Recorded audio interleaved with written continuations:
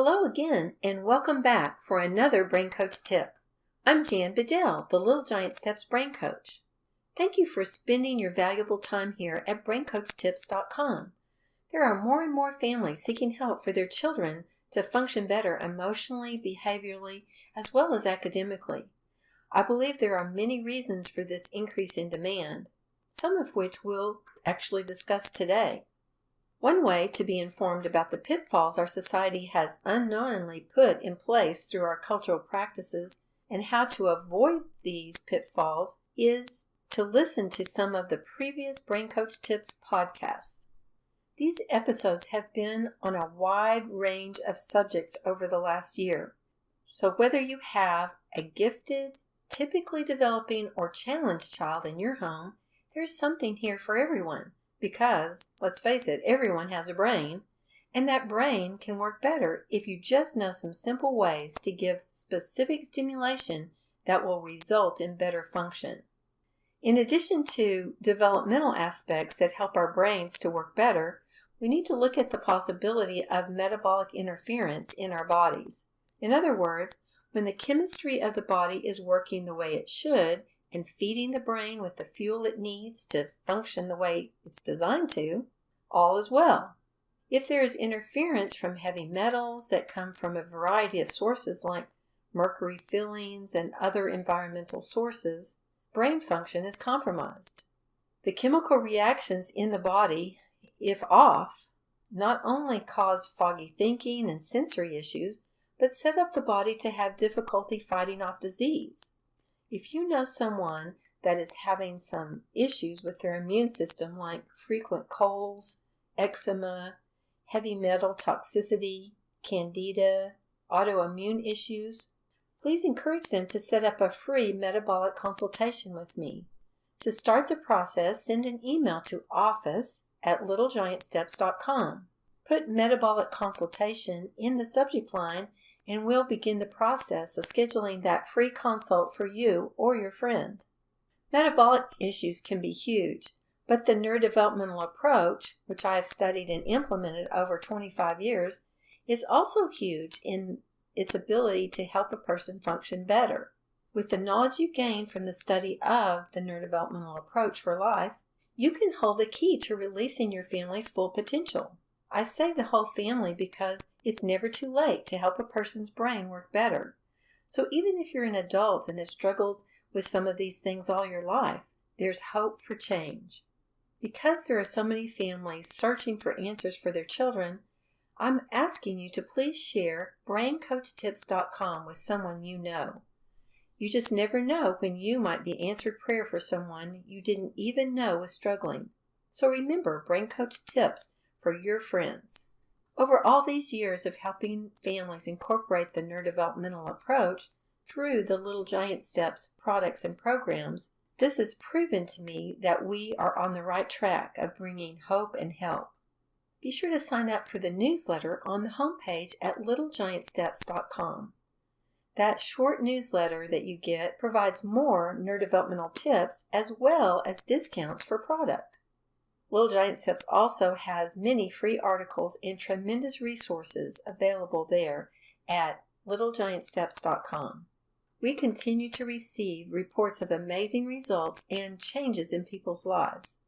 If you have a topic that you would like us to discuss here at Brain Coach Tips, please email that request to office@littlegiantsteps.com and put in the subject line Brain Coach Tips Topics. And I'll try to work those answers into the next podcast. Now let's focus our attention on the topic for today, which is Preschool Essentials. If you haven't listened to the podcast about 0 to 4, the pivotal years, I want to encourage you to go back and listen to that as well. But this is an area that is really of interest to me because early on I actually majored in child development. And I was a kindergarten teacher, so I just love that age. That's the age of my grandchildren right now, kindergarten and preschool. So I just love helping to help homeschool them as well. You really have an opportunity in these preschool years and kindergarten years to set your child up for success in life and in school. Instead of looking at book learning or curriculum kind of things, as a neurodevelopmentalist, we look at the whole child. How the information comes in through the tactile system and how it's interpreted by the brain. If your child is dealing with some of the sensory issues that cause the tags to bother them in certain clothes, and they don't like their shoes, and all of those kinds of things are irritating them, kind of overwhelming the sensory system, you know how important this is. But this is something that can be normalized over time, and if you start early, it really helps. Now, we don't only look at the tactile system, we look at the auditory. How is information coming in through that auditory system so it's working efficiently and where the child can follow directions and stay on task and all those things you need them to do when they're in school. So if you work on that when they're younger, then that part is a breeze when you start formal education. We also look at the visual system. How is the brain getting the information from the visual system, and is it distorted or not? We look at the manual. The first thing that you want to look at there is handedness. We're going to go into each one of these things and broaden your understanding of all of these, but how the fine motor works and how they're working with their hands. Then we're going to look at the language. So how is the child being able to bring out language? This is one of the outputs. If it comes in good, then it's going to come out good. We look at that area as far as articulation and just expressive language. We also look at mobility, which is a huge, huge aspect of development that, especially in the preschool years, that is so vital for a person's function throughout their life. Let's break each one of these down and give you some practical things that you can do within each of these areas for your preschooler. Let's look at the tactile system first. When the child is a baby, you can do some little deep massage with them by pressing on their fingers, their hands, their arms, and we just kind of play with Kaylee. We say the part of the body, whether it's a finger that we're pressing on, we say finger, finger, finger, finger, as we're pressing on each part of her finger, the joints and in between the joints, and then into the hand and say hand, hand, hand, and then arm, arm, arm, and she's giggling all over the place with that. So fingertips to shoulders and toes to hips is what you want to do as far as squeezing on them to help them get that sense of deep pain. Now, if they're older, you can just take your whole hand and press, hold, release. Press, hold, release on each part of their arm. You want to get each finger by itself into the hand and then up the arm on the outside and on the inside. These are techniques that help to normalize the pain. Like if they're too rough with their siblings or something like that, it will really help them recognize their brain go, oh, I am pressing too hard.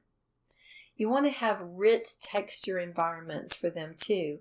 Have the little ones go out into the grass and play in the leaves and get in the sand and feel the bark on the trees, all those kinds of sensory input that you can give them.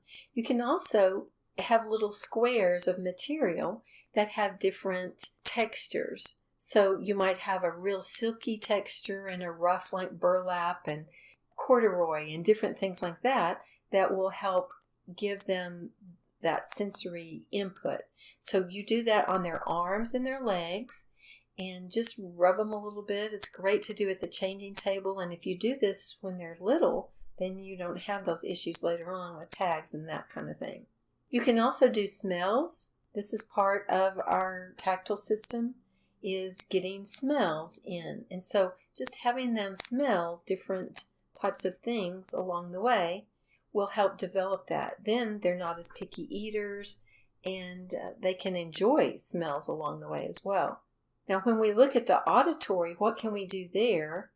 You can play some games just as you're meeting them in the hallway, as they're playing in the bathtub. If you're meeting them in the hallway, your little preschooler, what you would do is just tell them to touch different body parts. So you might say touch head, knee, and they touch their head and their knee in that order.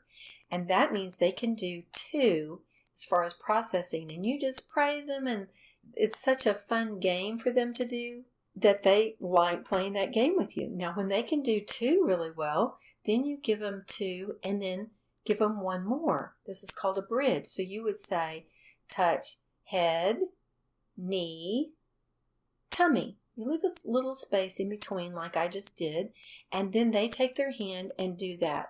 Now, if they're not doing it very well, then you can take their hand and model it for them. Don't say anything while you're doing it. Say it and then do it. The same thing can be done in the bathtub, where you have little objects sitting on the edge of the tub, and you say, okay, maybe there's 4 objects up there, and you say, make them swim in this order: whale, duck, frog. And then you have them push them into the water and play that kind of game. This is so great in developing their processing. You will reap major benefits from this. For a preschooler, we have a free test kit at littlegiantsteps.com. Just go on there and request that from the store. It's free. And you'll know how to test for this, and it'll give you some ideas on what to do as well. Now, with your preschooler, it's important to get them by the time they're 5. You want them to be able to do a 5-digit span. So you can get that kit as well, the free test kit. Order all the different ones you want, the auditory and the visual ones, so that you know how to do this, testing for it. The reason why you want them to be able to do at least a 5 is phonics requires them to hold pieces of information together. So you're really setting them up to fail if you just give them sounds and you don't build this processing where they can hold the pieces together to get that word back out. Now, visually, you're wanting to look at the eyes, whether they work well. So you can take a little finger puppet or something, hold it about 18 inches from the bridge of their nose and do some tracking.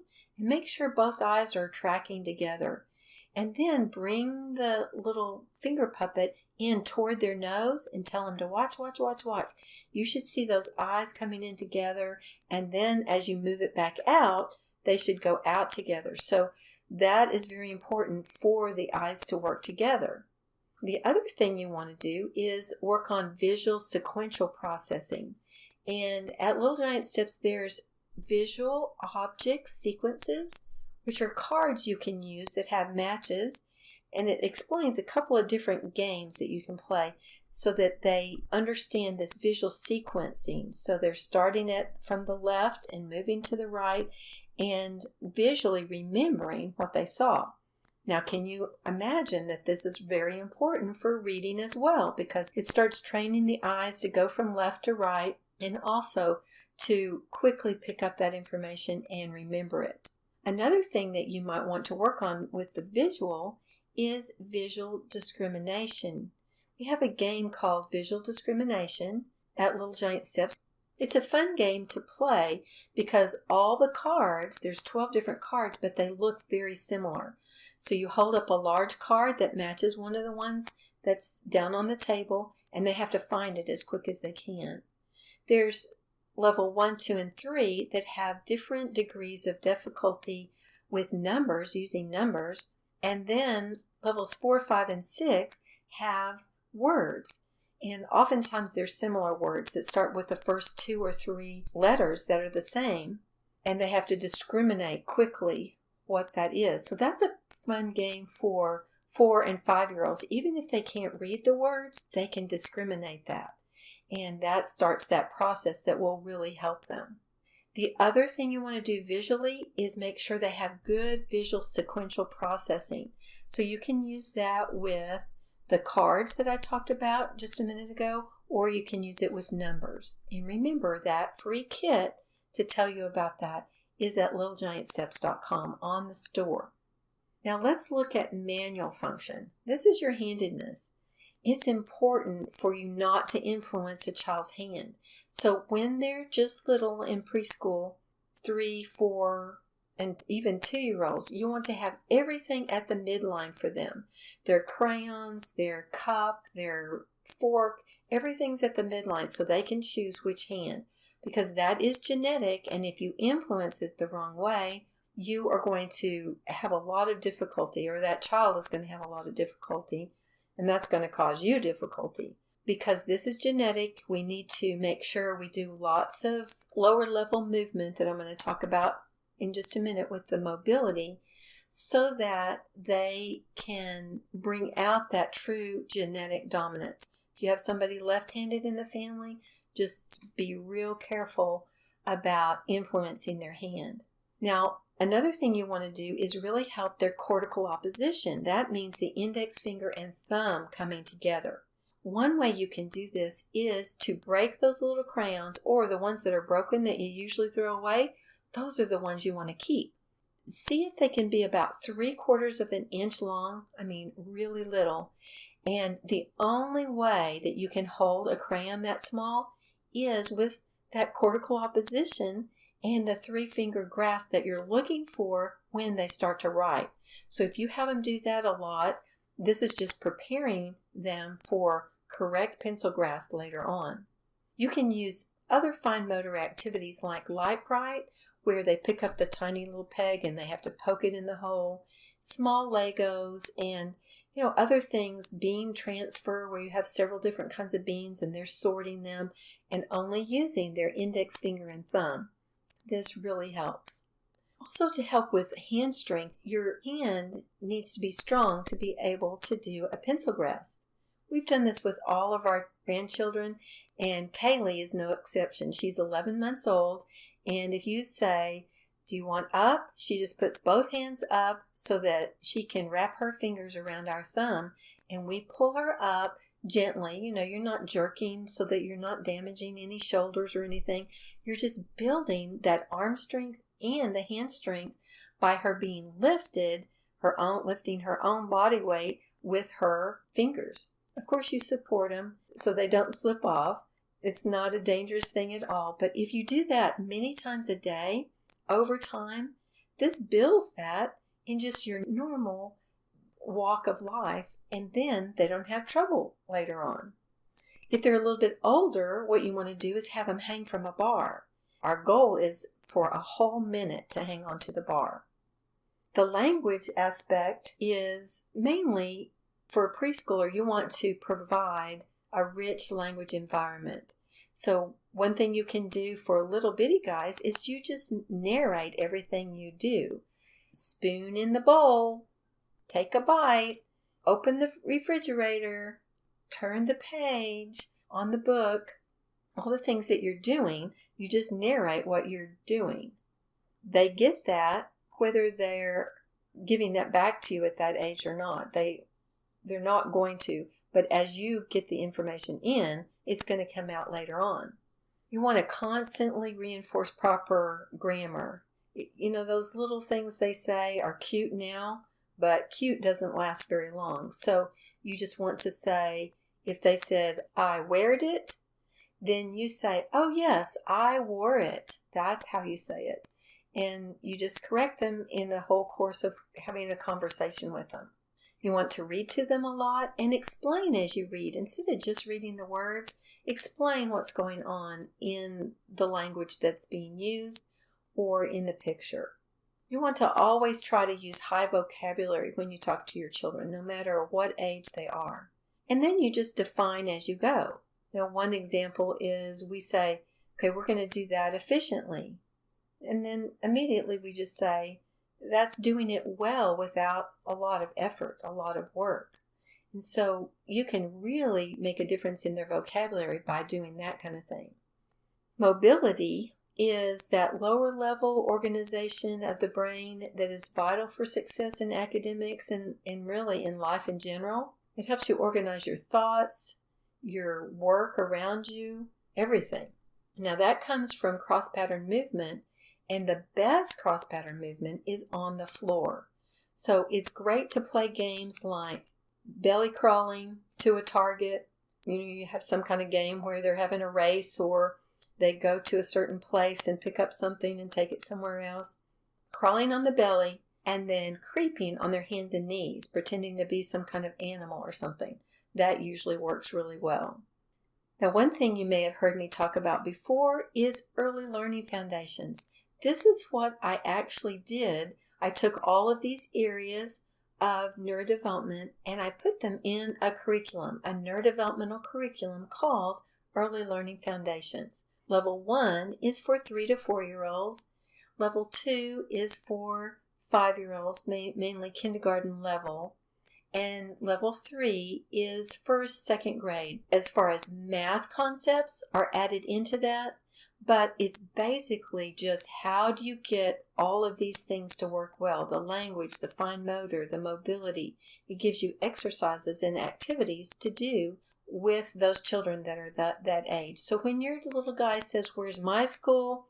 you just say, "Oh, that's what I could do." And in these little pockets of your time, 2 minutes here, 1 minute here, then you can prepare them to have a really good foundation for learning their academics. Wow, I've got so much to share with you in so little time. That's all the time I have for you today, but I hope that I have helped you in your journey toward understanding how the preschool years are so important and you can make a difference there. Remember about the free metabolic consultations that are available. Just email office@littlegiantsteps.com to get started on that. You can also follow us on Pinterest for many ideas that align up with the neurodevelopmental approach. I am Jan Bedell Brain Coach on Pinterest. I have lots of preschool ideas for you there, including many fine motor type activities that I think you'll find very fun. We also have great questions and answer opportunities on Facebook, so look for us there. I just want to encourage you to stay tuned to where you'll receive more Brain Coach tips to make life and learning easier. In the meantime, please visit our sponsor, littlegiantsteps.com. They are dedicated to equipping you as parents so that your children can reach their full potential. Remember, neurodevelopment is a dynamic approach to life at any age. So think differently. The solution is not in the problem. Until next week, it's the Brain Coach signing off.